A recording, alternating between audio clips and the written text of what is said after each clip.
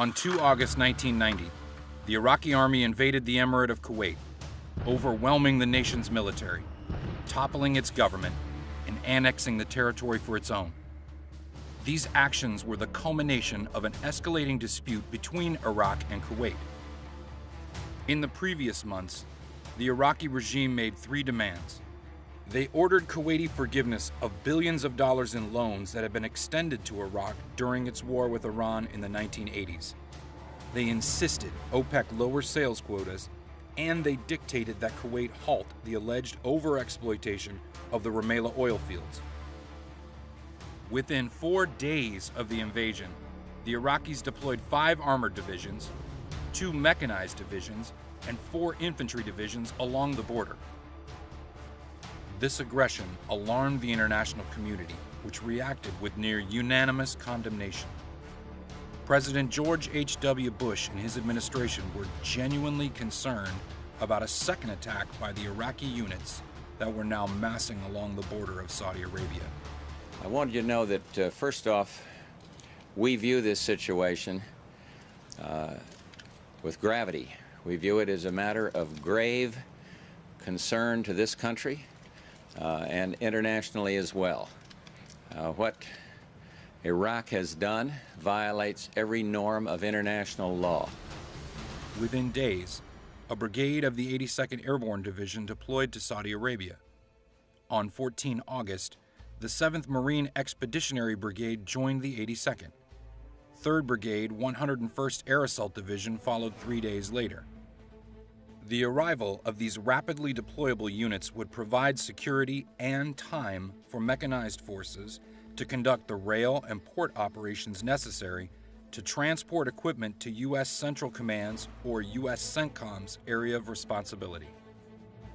On 23 September, the 24th Infantry Division and the 3rd Armored Cavalry Regiment, or ACR, arrived in theater along with the rest of the 18th Airborne Corps. The 1st Cavalry Division followed in October. With a balance of heavy and light units in theater, U.S. CENTCOM was confident in its ability to deter any future Iraqi aggression into Saudi Arabia. Within days of Iraq's invasion of Kuwait, the U.S. Army's 7th Corps in Germany received an alert to plan for possible deployment to Southwest Asia. Lieutenant General Frederick Franks, Jr., the Corps commander, formed a crisis action team to monitor the situation and develop various courses of action. These scenarios analyzed potential missions and what each would require from an operational, logistical, and personnel standpoint. At a press conference on 8 November, President Bush announced that additional units would be sent to the Gulf region. In 3 months, the U.S. troop contribution to the multinational force in Saudi Arabia has gone from 10,000 to 230,000 as part of Operation Desert Shield. I have today directed the Secretary of Defense to increase the size of U.S. forces committed to Desert Shield to ensure that the coalition has an adequate offensive military option should that be necessary to achieve our common goals. After President Bush's announcement, Secretary of Defense Dick Cheney informed the public that 7th Corps and 18th Airborne Corps would serve as the tactical headquarters for the bulk of maneuver units under 3rd Army, or U.S. Army Central's command. 7th Corps consisted of the 1st Armored Division, under the command of Major General Ronald H. Griffin, the 3rd Armored Division, under the command of Major General Paul E. Funk, the 1st Infantry Division, under the command of Major General Thomas G. Rame, and the 2nd ACR, under the command of Colonel Leonard D. Holder.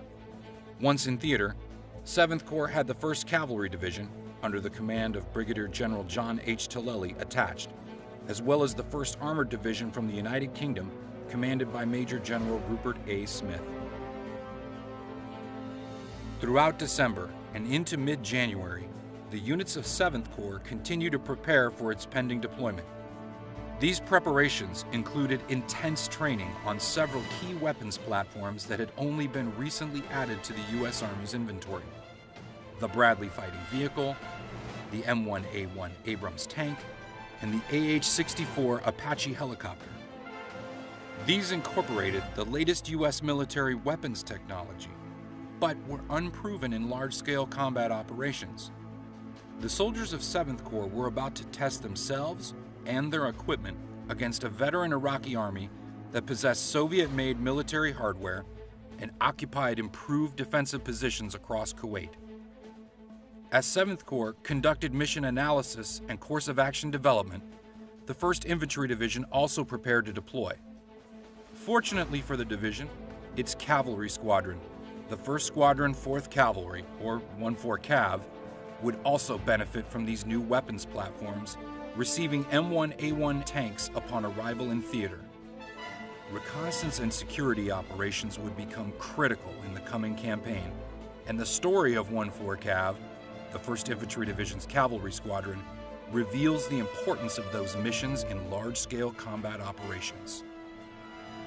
Before they could prove themselves, the U.S. forces had to wait for the Iraqi government to respond to the UN resolution, which threatened a deadline of 15 January 1991 to leave Kuwait or face the consequences. By late 1990, the Iraqi army fielded 32 divisions organized into 7 corps.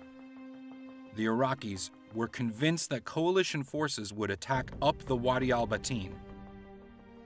An intermittent riverbed, the Wadi al-Batin runs from northeast to southwest across Saudi Arabia's Al-Didaba plain for approximately 75 kilometers. The Iraqis were also convinced that coalition forces would support this attack with an amphibious assault into Kuwait and arrayed their forces in accordance with this anticipated scheme of maneuver. The area over which the U.S. 7th Corps would attack was defended by the Iraqi 7th Corps, which had been task organized with 6 divisions to cover the space west of the Wadi al-Batin. The 27th Infantry Division defended the Wadi al-Batin, while the 25th, 31st, 48th, and 26th Infantry Divisions occupied areas of operation extending to the west. The 26th ID would become the focus of the U.S. 7th Corps' plan for offensive operations. Each of the Iraqi divisions had a reconnaissance battalion, a tank battalion, and defended their sectors with 2 brigades forward and 1 back. Operationally, the Iraqi units neither defended in depth nor did they construct complex defensive obstacles. They dismissed the idea of an attack through the Western Desert as implausible based on the difficulty of navigation and trafficability. As Saddam Hussein readied his forces for combat, back at Fort Riley, 14 Cav under the command of Lieutenant Colonel Robert Wilson continued training and began staging vehicles and equipment to deploy. At that time, 14 Cav was a slightly under-strength J-Series Division cavalry squadron. A J-Series cavalry squadron consisted of a headquarters troop, 2 ground cavalry troops, an aviation maintenance troop, and 2 air cavalry troops. The ground troops were comprised of a headquarters platoon, a maintenance section, a mortar section, and 3 platoons with 6 M3 Bradley cavalry fighting vehicles and 30 soldiers each. Lacking tanks, the division cavalry squadron was only capable of conducting limited reconnaissance and security operations, either on the ground or in the air, but neither simultaneously. Considered an enabling operation by current U.S. Army doctrine, reconnaissance is performed before, during, or after operations to provide commanders and staffs the information necessary to formulate, confirm, or modify courses of action. Reconnaissance operations are oriented on reconnaissance objectives.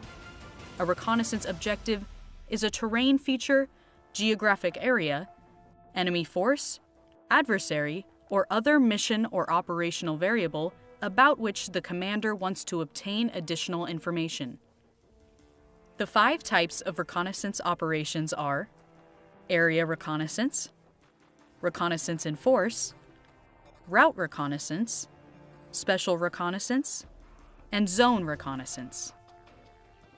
Also considered enabling operations, security operations are used to protect a designated force from surprise, observation, or direct fire by enemy forces. The main difference between security operations and reconnaissance is that security operations orient on the force or facility being protected, while reconnaissance orients on the enemy and terrain. The four types of security operations are area security, screen, guard, and cover. 1-4 Cav, without additional armor support, would only be capable of screening a protected force. Fortunately, the squadron would receive 9 M1A1 tanks upon arrival in theater. These tanks provided 1-4 Cav with the firepower and protection it would need to fight for information and protect the division's main effort. On 29 December 1990, 1-4 Cav and the bulk of the 1st Infantry Division departed Fort Riley, Kansas for Saudi Arabia. Upon arrival, the squadron offloaded its equipment or drew new equipment and then moved to Tactical Assembly Area Roosevelt, or TAA Roosevelt, the 1st Infantry Division staging area, to prepare for future operations. 16 January came and went without an Iraqi withdrawal from Kuwait. At 0238 on 17 January 1991, coalition forces initiated a massive air campaign designed to destroy the Iraqis' ability to conduct a coordinated defense. On the morning of 17 January, Major Sylvia Maribel, the operations officer of the 701st Main Support Battalion, headed out of TAA Roosevelt with a small advance party to establish the Division Support Area, or DSA.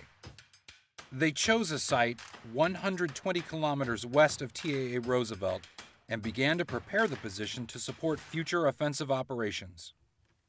Major Maribel quickly concluded that the remote location and the lack of a robust security force put the sustainment units occupying the DSA at a significant risk should the Iraqis attack. That evening, Major Maribel contacted the division main command post.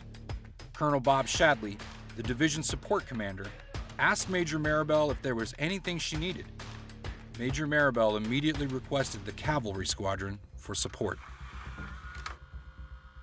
Current Army doctrine designates a Maneuver Enhancement Brigade, or MEB, to control the division support area.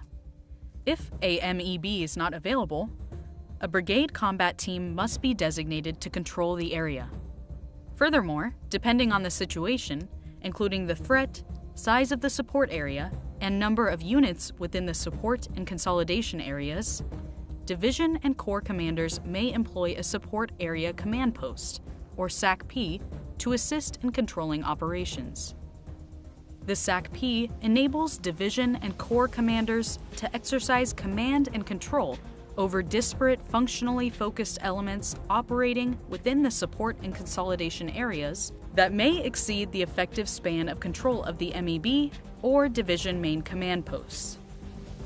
The SACP also allows the division commander to focus on operations in the close area by controlling operations in the rear.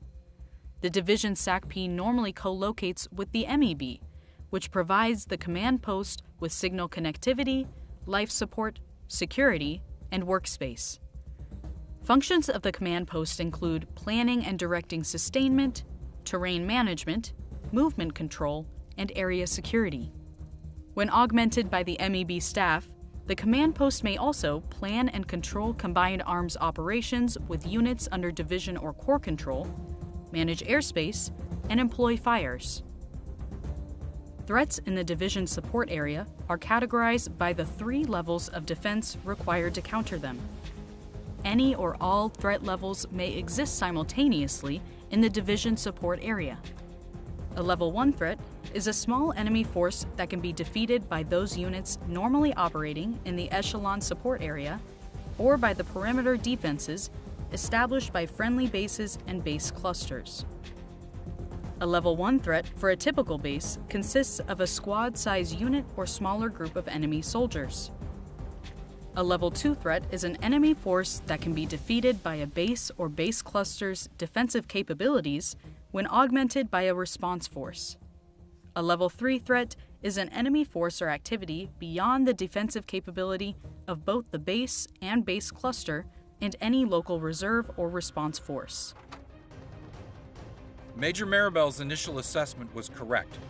The 701st location, now called DSA Junction City, was roughly 50 kilometers from the nearest maneuver units, but less than 15 kilometers from Iraqi border outposts. The presence of a lightly defended logistics base would present a tempting target for Iraqi troops. But deploying forces forward of DSA Junction City might also reveal the coalition's attack plans prematurely. Regardless, the division augmented the DSA with an element of the cavalry squadron. On 20 January, 14 Cav began preparing Bravo Troop under the command of Captain Mike Bills to move to DSA Junction City. At 0800 on the morning of 24 January, the troop, with all its attachments, departed with 20 Bradleys, 6 M1A1s, and various engineer, air defense, mortar, and support vehicles. With terrain features virtually non-existent, the troop navigated almost exclusively using GPS, a new technology at the time. Almost immediately upon arriving at DSA Junction City, Captain Bills realized that one troop was not going to be enough to screen the entire support area and requested additional forces. The division dispatched the rest of 14 Cav, and over the next 24 days, the squadron conducted area security and a stationary screen of the area. A type of security operation, a screen provides early warning to a protected force. A screen may be either stationary or moving, and is governed by the 5 fundamentals of security operations. Provide early and accurate warning. Provide reaction time and maneuver space. Orient on the force, area, or facility. Perform continuous reconnaissance, and maintain enemy contact. Screen missions are defensive in nature and accomplished by establishing observation posts oriented on an area of operation augmented with patrols, mounted, dismounted, sensor, and aerial, to ensure surveillance of dead space. The commander's guidance determines whether the screening force disrupts, harasses, or destroys enemy reconnaissance forces. Observation posts are an important element of the squadron's effort to establish and maintain security, and they should be repositioned over extended distances.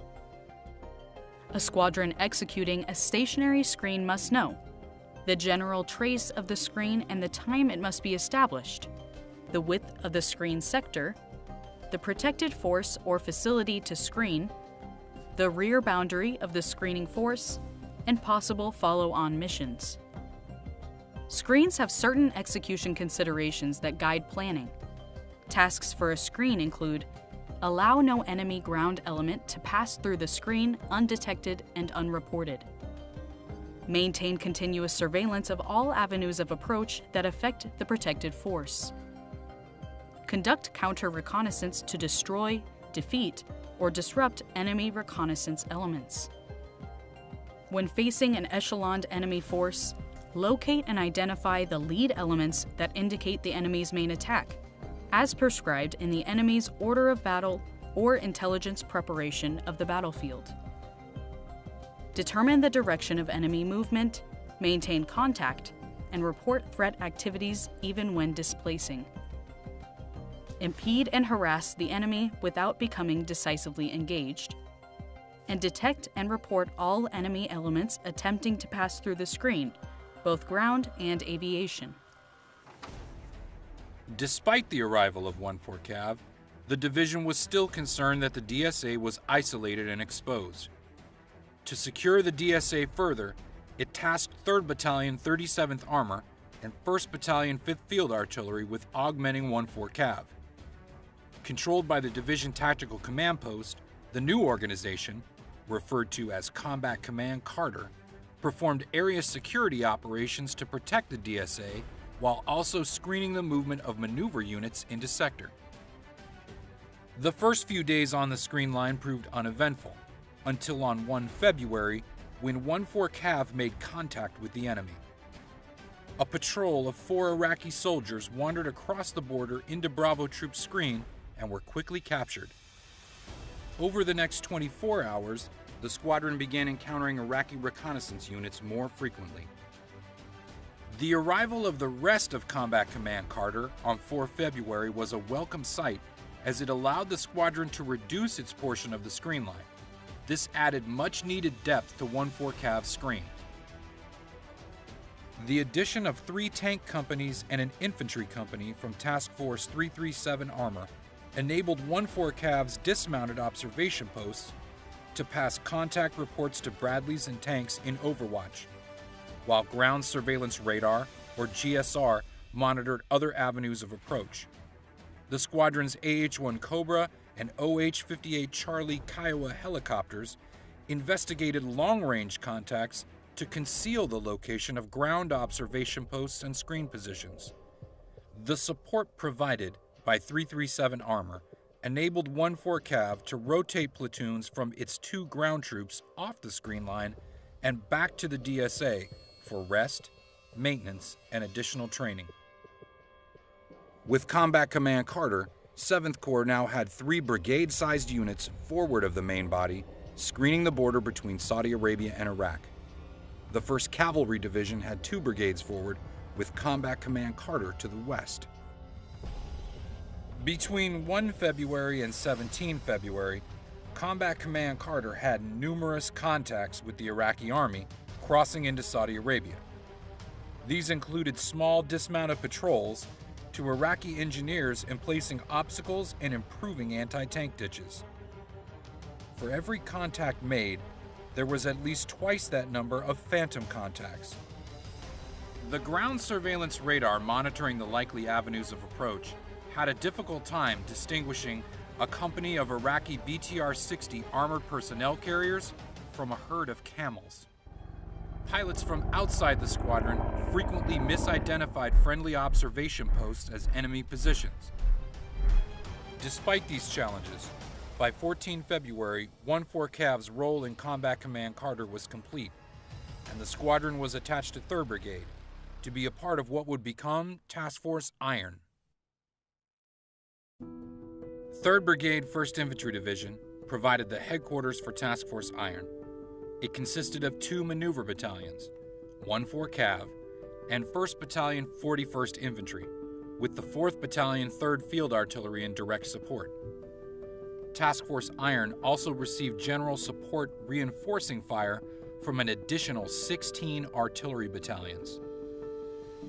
1st Battalion 1st Aviation Brigade provided attack helicopter support. Engineers from the 317th Engineer Battalion rounded out the task force. Task Force Iron's mission was to conduct a covert breach of the berm on the Iraqi border and then advance through the breach to establish a screen line for the rest of the 1st Infantry Division once the main attack commenced. A breach is a synchronized combined arms activity conducted to allow maneuver through an obstacle. The task force's success rested on winning the counter-reconnaissance fight. Destroying the enemy's reconnaissance assets would prevent the Iraqis from gathering information on the coalition's intentions. This would go a long way towards setting conditions for success later in the campaign. Army Techniques publication 3-20.96 describes counter-reconnaissance as a tactical mission task that encompasses all measures taken by a commander to counter enemy reconnaissance efforts. It denies the enemy commander the ability to conduct reconnaissance and develop situational understanding. Countering enemy reconnaissance is the first and possibly most important step in ensuring the main body can execute its mission. At 1100 on 15 February, Task Force Iron initiated movement with 2 scout weapons teams from 1-4 Cav forward. 141 Infantry followed to the east, and 1-4 Cav followed to the west. At 11:30, 4-3 Field Artillery fired on Iraqi vehicles that could observe the task force's movements. Upon reaching the border, engineers created multiple breach lanes in only 15 minutes. The squadron advanced through the breach lanes with the tanks in the lead. Shortly after noon, all of Task Force Iron was through the berm and moving north. By 1430, the entire task force was approximately 2 kilometers inside Iraq, but still short of the limit of advance along phase line Minnesota. The task force spent the next day clearing the area and improving its position. At 2142, the task force made contact with what was believed to be 6 vehicles moving from northwest to southeast. Since the targets were beyond the limit of advance along phase line Minnesota, the task force prepared to engage with indirect fire, but the vehicles quickly moved out of range of the forward observers. At 2210, the task force observed a group of 3 vehicles moving north to south. As the tanks attached to 141 infantry prepared to engage, these targets also moved out of range. At 2339, the task force reported the presence of possible Soviet-made BTRs, accompanied by at least 1 tank traveling southeast. 15 minutes later, at 2354, Charlie Company's Bradleys made contact with 3 vehicles. They engaged with tow missiles, but could observe no secondary explosions. The risk of fratricide is inherent in all combat operations, but this danger is only increased for reconnaissance and security assets operating forward of the main body. On the evening of 16 February into the early morning hours of 17 February, inclement weather, limited visibility, unfamiliarity with the terrain, the presence of enemy forces, and human error would all come together in a tragic outcome. Army Technique's publication 3-20.96 notes that the Counter-Reconnaissance Plan should address how to acquire and defeat enemy reconnaissance elements. The intelligence section provides key input into the planning process. It identifies avenues of approach into the unit sector, what type of enemy reconnaissance elements the unit expects in the sector, and when they are most likely to move into the sector. The Squadron Commander, or S3, uses this information to formulate the Counter-Reconnaissance Plan and to task units to execute it. Lieutenant Colonel Hillman was convinced they had encountered an Iraqi reconnaissance battalion. According to the task force's Counter-Reconnaissance Plan, the Apaches of 1-1 Aviation would investigate and, if necessary, destroy any long-range contacts identified by the observers. At 2326, the brigade commander ordered the Apache support to launch. A platoon from 1-1 Aviation lifted off shortly after midnight on 17 February, accompanied by the battalion commander, Lieutenant Colonel Ralph Hales. The Division Tactical Command Post requested the task force turn off all ground surveillance radar to avoid confusing the Apache's radar sensors. To assist the Apache pilots, the commander of 141 Infantry, Lieutenant Colonel Jim Hillman, coordinated with them to identify the FLOT. At approximately 40 minutes after midnight, the task force commander, Colonel David Weisman, suspended all indirect fire to clear airspace for the Apaches. 4 kilometers. Box black vehicles, the Box APC type vehicles are consistent with the type that was fired earlier. Break. I have no forces forward of the 2-5 grid line. Colonel Weisman ordered them to destroy the targets, but the pilots hesitated as they had yet to make a positive identification. Well, I'm going to tell you, it's hard to pull this trigger. Back me up a little bit here. Tell me, I'm firing heading 070, 3,800 meters. The high winds and limited visibility combined to misorient his crew. While Hales believed the aircraft was oriented north, the high winds had caused the aircraft to drift so that they were instead pointed northeast. Okay. I'll be firing in about 10 seconds. Roger. Lieutenant Colonel Hales fired 2 Hellfire missiles. I hope it's enemy. That's all right. Just stay on. Here it comes. That's one. I guess you could say that hit it. All right. Now let's take a look at the second one. Seconds later, the GSR vehicle was destroyed as well.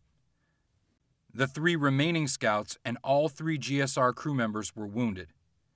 Lieutenant Colonel Hales identified 2 individuals staggering away from the second vehicle. There are no hot targets. Oh, got 2 personnel walking away from the targets. Roger, you got guns? He ordered his wingman to engage with the 30mm cannon. It was then that Lieutenant Colonel Hillman broke into the transmission. That's Solvid the Kiss. Reporting that maybe friendly vehicles may have been hit over. What? Roger, I was afraid of that. I was really afraid of that. Major General Rame, who had been monitoring the engagement on the battalion's command net, ordered it broken off immediately. As the Apaches returned to their assembly area, Task Force Iron continued the fight. For the next 2 hours, the task force continued to have sporadic contact, but by 0300, enemy activity had ceased. There were numerous mistakes made that night. Although 7th Corps had standard operating procedures for identifying friendly forces and preventing fratricide, many of these proved ineffective during periods of limited visibility. Thermal tape applied to vehicles was often indistinguishable at ranges over 1,000 meters. Infrared strobe lights provided a visual marker under passive night vision devices, but were not visible through the thermal systems used by Army ground and air combat systems. The most common marking system was a black inverted V painted on vehicle hulls. Another common marker was red VS-17 marker panels tied to the back or top of vehicles. Although many field expedients were tried, the most common limited visibility markings were red lens flashlights tied to bustle racks on tanks and Bradleys. Unfortunately, these were not visible through thermal sights.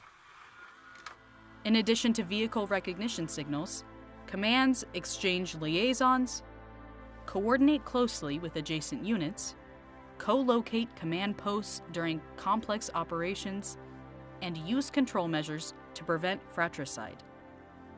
Despite having coordinated with Lieutenant Colonel Hillman to identify the FLOT does not apply to small, long-range reconnaissance assets that may be positioned beyond it. In these circumstances, friendly forces forward of the FLOT may have a restrictive fire support coordination measure, such as a restrictive fire area or a no-fire area placed around them to prevent friendly fire incidents. Commanders also establish a limit of advance, or LOA, to prevent fratricide. The limit of advance is a phase line used to control the forward progress of an attack. The attacking unit does not advance any of its elements or assets beyond the LOA, but it can push its security forces, such as reconnaissance assets, to that limit. Because the enemy contact was well beyond the FLOT and beyond the range of direct fire weapon systems, Task Force Iron should have continued to observe rather than develop the situation by fire. The movement by Iraqi Reconnaissance Battalion opposite 141 Infantry was a demonstration designed to draw U.S. forces into revealing their location and disposition. Task Force Iron's counter-reconnaissance operation was complicated by the stresses associated with operating in unfamiliar terrain under limited visibility. The open desert made it difficult for commanders to tie control measures, such as the FLOT and LOA, to easily recognizable terrain features that could be used to control movement and ensure an accurate common operating picture. Although they did not compromise their position or yield ground to the Iraqis, 2 of the scouts lost their lives in the confusion and miscommunication that clouded the battlefield that night. In the aftermath of the conflict, the U.S. Army made numerous changes to prevent future incidents of fratricide.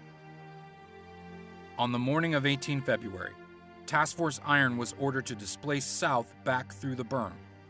As the task force withdrew through the passage, they received indirect fire that was unnerving but inaccurate. The squadron moved to Tactical Assembly Area Respite, which was a necessary reprieve after almost 30 days of continuous operations. Since the beginning of the air campaign on 17 January, coalition airstrikes and long-range naval gunfire had been bombarding Iraqi forces inside Kuwait and Iraq. By mid-February, the Iraqis were no closer to leaving Kuwait than when the campaign began a month earlier. On 22 February, 7th Corps received 3rd Army Fragmentary Order, or FRAGO, 4-4, which confirmed the ground campaign would commence at 0100 on 24 February. The Frago reminded 7th Corps commanders that, without notice, the National Command Authority may change this date. Commanders must be able to execute Operations Order 001, Desert Storm, on time. 3rd Army designated 7th Corps as the main effort and tasked it with penetrating the Iraqi defenses and destroying their operational center of gravity, the Republican Guard.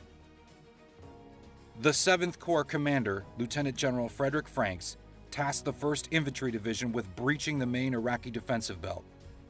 Once complete, 1st Infantry Division would conduct a forward passage of lines with the United Kingdom's 1st Armored Division so that the British could attack east to destroy the 52nd Armored Division, the Iraqi 7th Corps' mobile reserve.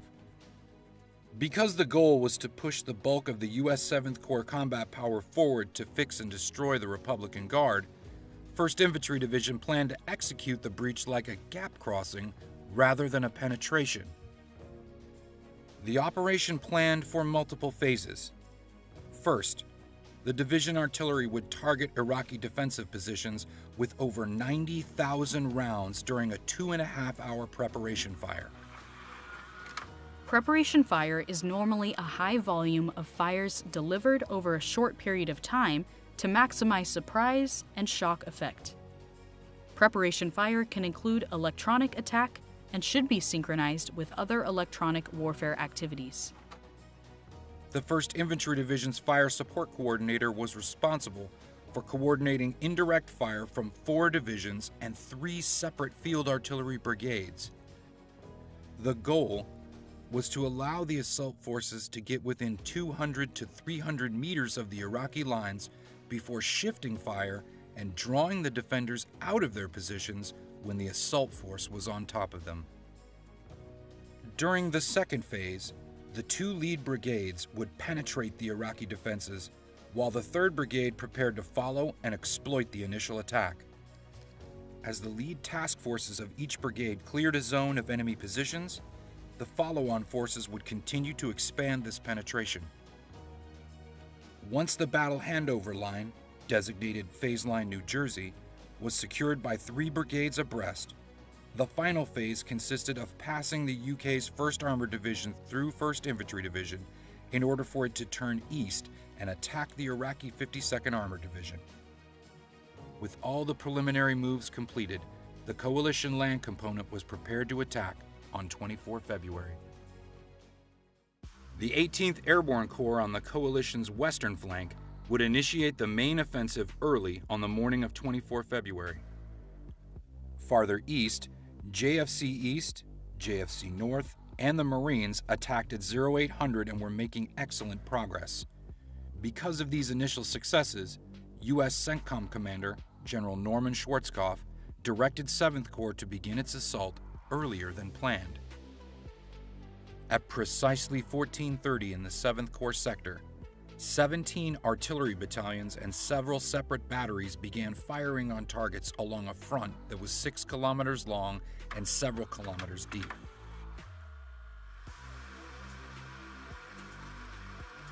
It was the largest concentration of U.S. Army artillery fire since World War II. The 1st Infantry Division soldiers who witnessed it were mesmerized by the intensity of the fire. Over the next 30 minutes, these battalions fired a little more than 11,000 rounds into the breach sector. Although originally intended to last 2.5 hours, due to the accelerated timetable, the preparation fire was limited to only 30 minutes. After the artillery commenced, Lieutenant Colonel Gregory Fontenot, the commander of Task Force 234 Armor, moved his attached smoke platoon to a position where they could obscure the breach area. One of the 5 breaching fundamentals, commanders use obscuration to hamper enemy observation and target acquisition of the breach force as it reduces the obstacle, and the assault force as it passes through the obstacle. A little before 1500, the maneuver units began to move forward. To the west, 1st Brigade attacked with Task Force 234 Armor and Task Force 516 Infantry to its east. Behind them, 1-4 Cav and 134 Armor were set in attack positions. As planned, 3rd Brigade occupied its attack position. As night began to fall and the weather began to worsen, Lieutenant General Franks and his staff were concerned about continuing the attack in limited visibility. The weather, along with continued enemy resistance and the presence of large quantities of unexploded ordnance on the battlefield, influenced Lieutenant General Franks' decision. He ordered 1st Infantry Division to halt and consolidate in preparation for Phase 3, the passage of the British Armored Division forward the following day. As dawn broke on 25 February, 1-4 Cav continued the attack toward Phase Line, New Jersey. From the high ground, the troop could observe both the U.S. 1st and 3rd Armored Divisions as they moved north toward the enemy. By 11:30, the rest of the squadron was set along Phase Line, New Jersey, with the division joining them by 1200. At 13:30, the UK's 1st Armored Division began its forward passage of lines with 1st Infantry Division. At 0400 on the morning of 26 February, 1st Infantry Division left its positions along Phase Line, New Jersey, and began a 110-kilometer movement through the vast Iraqi desert. The division was tasked with conducting a passage of lines with 2nd ACR, and then attacking east toward an area designated Objective Norfolk. According to coalition intelligence, Objective Norfolk was defended by at least a brigade each from the Tawakalin Division and the 12th Armored Division. Additionally, it was an intersection of the pipeline road that ran northeast toward Basra. By 1000, the lead elements of 1-4 Cav made contact with the 2nd ACR's field trains.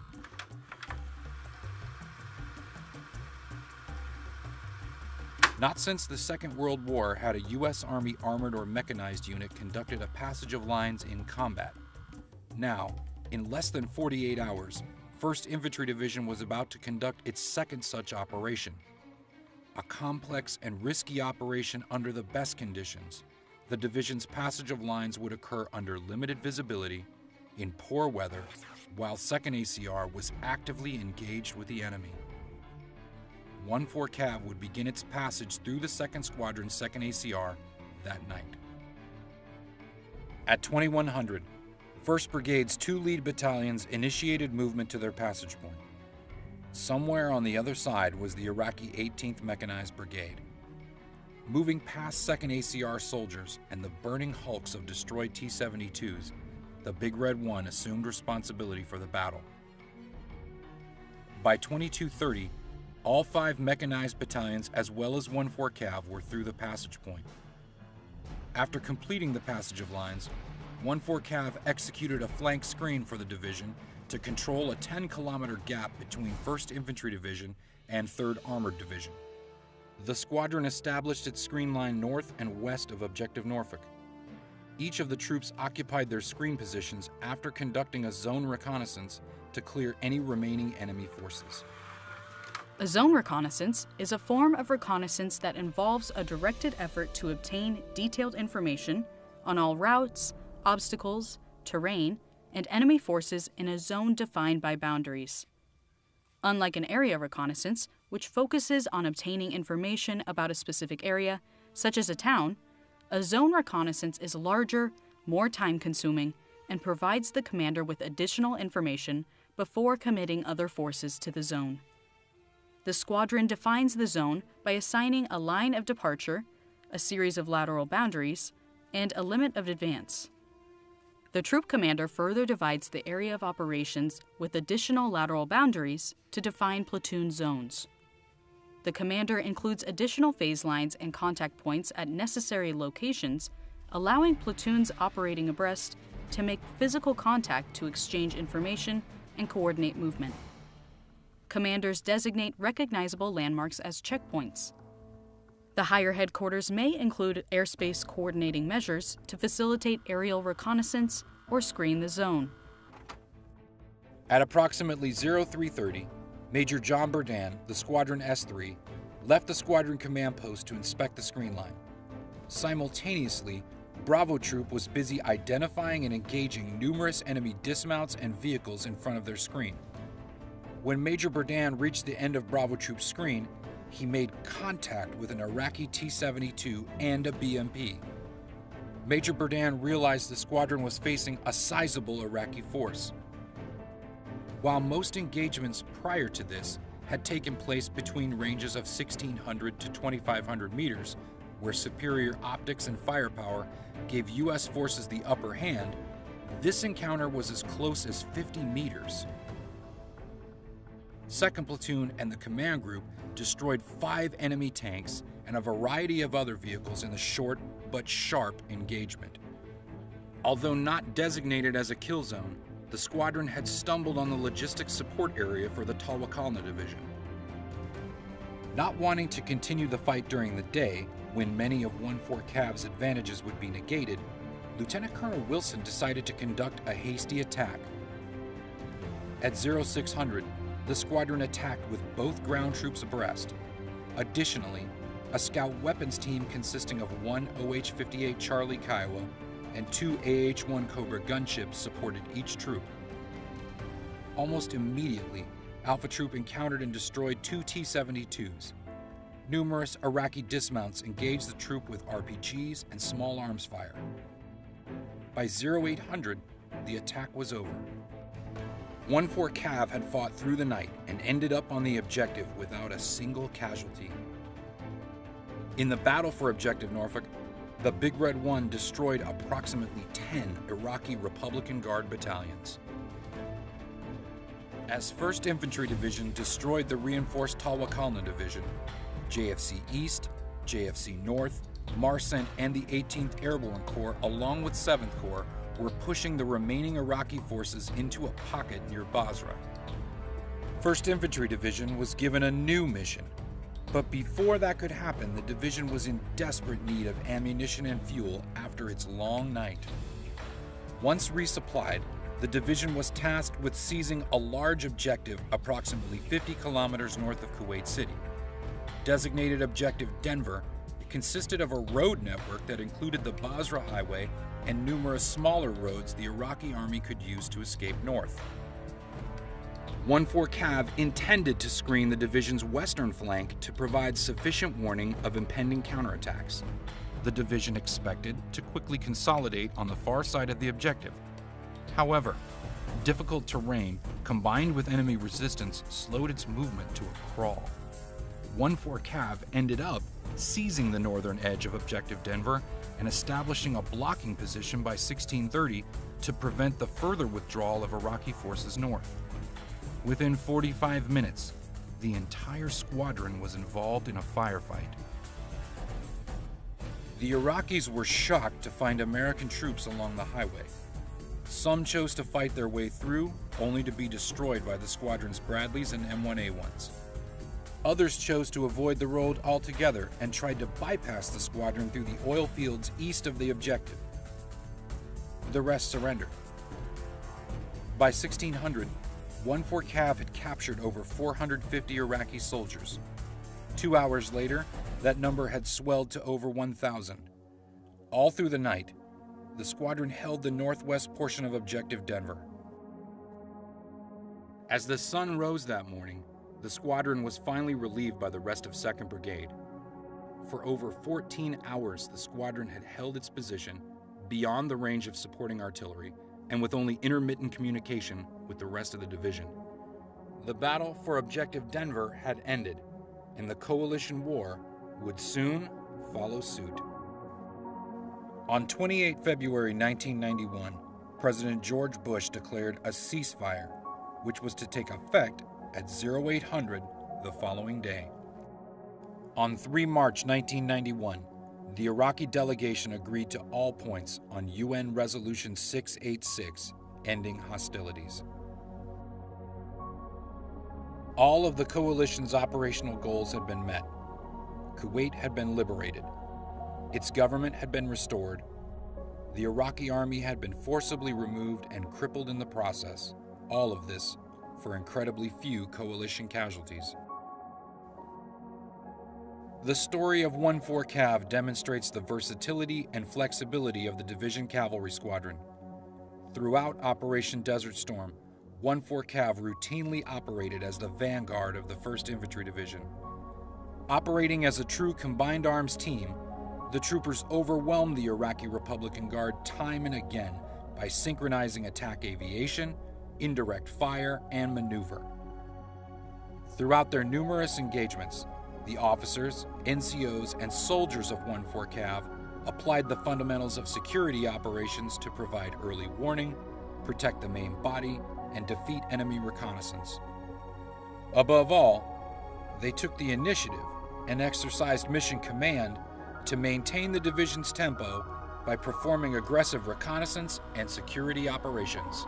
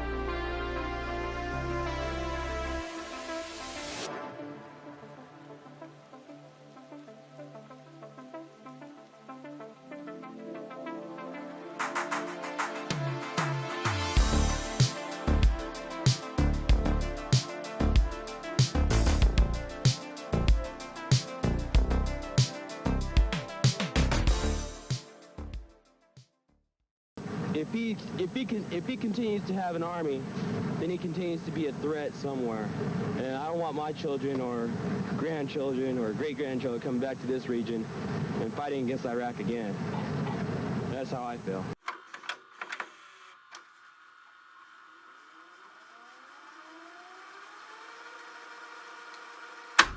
Peaceful efforts to disarm the Iraqi regime have failed again and again because we are not dealing with peaceful men.